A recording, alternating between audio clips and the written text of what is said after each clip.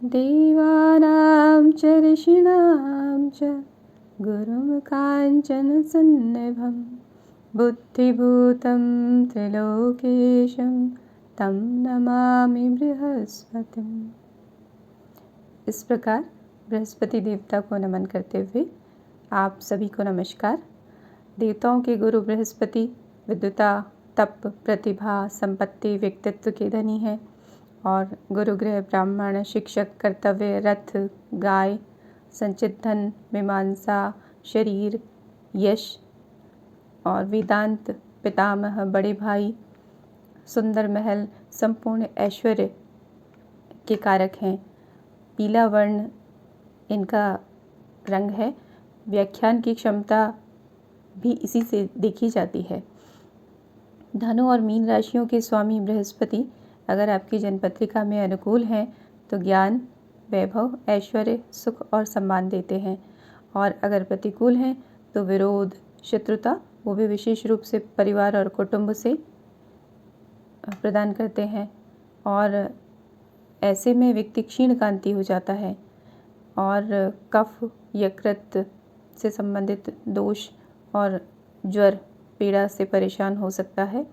ग्रह की प्रतिकूलता या अनुकूलता कुंडली में उसकी स्थिति और गोचर में उसकी स्थिति दोनों पर निर्भर होती है। दोषपूर्ण स्थिति में अगर आप गुरु की कृपा प्राप्त करना चाहते हैं तो आपको क्या उपाय करना चाहिए? इसके लिए आप बृहस्पति के मंत्र, यंत्र, रत्न आदि का उपाय कर सकते हैं। अब मंत्र आप पौराणिक मंत्र कर सकते हैं, नमस्कार मंत्र कर सकते हैं और यंत्र किसी अच्छे मुहूर्त में बनाया हुआ यंत्र धारण कर सकते हैं और रत्न धारण कर सकते हैं। रत्न में पुखराज, हकीक, पीला हकीक और सुनहला इसका रत्न है और इन रत्नों को धारण करने से पूर्व आपको इसके संबंध में जानकारी लेनी आवश्यक है। प्रथम, रत्न शुद्ध हो। दूसरा यह कि आपकी जन्मपत्रिका में रत्न धारण करने के लिए ग्रह की अनुकूल स्थिति है अथवा नहीं। जैसा कि हमने पूर्व में शनि ग्रह के संबंध में कहा था कि यदि 8वें और 12वें में बृहस्पति की स्थिति है या किसी भी ग्रह की स्थिति है तो बहुत सोच समझ कर रत्न धारण करना चाहिए। तो इस प्रकार जानते हुए कि ग्रह की स्थिति कहाँ है, आप गुरु ग्रह का रत्न या उपरत्न धारण कर सकते हैं। रत्न पुखराज है, उपरत्न सुनहला है, पीला हकीक भी आप धारण कर सकते हैं और हल्दी की गांठ, केले की जड़, ये सभी आप धारण कर सकते हैं। ऐसा नहीं है कि पुखराज रत्न धारण करने से बहुत अनुकूलता प्राप्त होगी और अगर आप केले की जड़ धारण करते हैं तो प्रतिकूलता प्राप्त होगी, ऐसा नहीं है।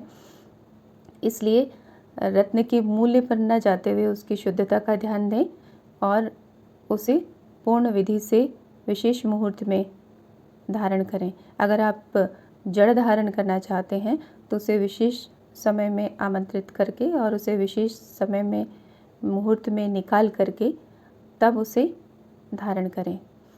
और इसके अतिरिक्त अगर गुरु प्रतिकूल हैं तो उसके संबंधित दान आप कर सकते हैं। इस दान में पीले वस्त्र, पीली वस्तुएं, पीली मिठाई और पीली दाल अर्थात चने की दाल का आप दान कर सकते हैं। बेसन के लड्डू और केसर डली हुई किसी वस्तु का आप दान कर सकते हैं। मिष्ठान्न बृहस्पति को प्रिय हैं, आप उनका दान कर सकते हैं। प्रथम जो हमने बृहस्पति का पौराणिक मंत्र कहा, आप उसका नियमित श्रद्धापूर्वक भावपूर्ण जप करते हैं तो निश्चय ही बृहस्पति की कृपा प्राप्त होती है। यह जप संख्या 19,000 है और अगर आप चतुर्गुण जप करते हैं तो 76,000 है और इसके उपरांत इसके लिए हवन और जो नियम पूर्वक दान आदि कथित है वह करना चाहिए। और इसके अतिरिक्त गुरु ग्रह का जो तांत्रिक मंत्र है, ओम ग्राम ग्रीम ग्रौम सह गुरुवे नमः, इसका जप किया जा सकता है। एक और नमस्कार मंत्र है, ओम ब्रीम बृहस्पति नमः, इसका भी आप जाप कर सकते हैं। और ऐसे ही ग्रह की प्रतिकूलता को दूर करने के लिए किसी स्तोत्र का पाठ कर सकते हैं। इंद्र भगवान की पूजा कर सकते हैं। और यदि आप साधना करने में सक्षम हों तो आप किसी गुरुवार से या किसी गुरुपुष्य योग से, गुरुवार के दिन किसी शुभ मुहूर्त से आरंभ करके सामान्य जो पूजा विधान है जिसमें कि आप एक तस्वीर रखें और जो पूजन सामग्री है जिसमें कि हल्दी और पीला चंदन अवश्य रखें और उसमें आप पूजा आरंभ कर सकते हैं। और पीले आसन पर पीले चंदन का प्रयोग करते हुए हल्दी की माला से अथवा जो पीले गांठ वाली, पीले धागे की जो गांठ वाली माला होती है उसका प्रयोग करके आप मंत्र का जप कर सकते हैं। ऐसा प्रतीत होता है, मुझे ऐसा लगता है कि जब आप जाप करते हैं तो आपका ध्यान जाप पर होना चाहिए। तो एक तरीका ऐसा भी आप कर सकते हैं कि आप अपनी आवाज़ में 108 मंत्र या उससे अधिक मंत्रों का जप करके उसको रिकॉर्ड कर लें और उसको रिपीट में बजाते हुए उसके साथ में मंत्र जप करें। इससे आपको संख्या का ध्यान भी रहेगा और आपका ध्यान गिनती पर भी नहीं जाएगा। और इस प्रकार जब जितने दिन में आप उस मंत्र संख्या को बांटते हैं उसके बाद में अंत में गुरुवार को उस मंत्र संख्या को पूर्ण करके उसका दशांश अथवा दशांश का दशांश हवन करने का विधान है। किंतु इस संबंध में अगर आप किसी विद्वान पंडित से जानकारी लें तो अधिक उत्तम होगा। हवन कार्य को अच्छे रूप में पूर्ण किया जाना चाहिए और नहीं संभव हो तो 1008 या 108 मंत्रों की आहुति आप दे सकते हैं इसी मंत्र से। और उस समय में आप पीपल की समिधा, जो लकड़ी है वो पीपल की प्रयोग करें हवन के लिए। और उसके अलावा पीली मिठाई, पीले वस्त्र, पीला पुष्प, इन सब का ग्रहण करें। खीर पीले रंग की बनाएं और ब्राह्मण को अथवा ब्राह्मणों को या कन्याओं को भी भोजन करवा सकते हैं और उस समय पर आप पीली वस्तुओं का दान करें। इस प्रकार अगर नियम से, अगर भावपूर्ण और श्रद्धापूर्ण तरीके से परमात्मा का ध्यान करते हुए अगर आप इस मंत्र कार्य को करते हैं तो निश्चय ही बृहस्पति के दोषों का शमन होता है। साधना का जो नियम है वह साधना काल में अवश्य ध्यान रखें, जो सभी साधनाओं के लिए समान रूप से कहा गया है।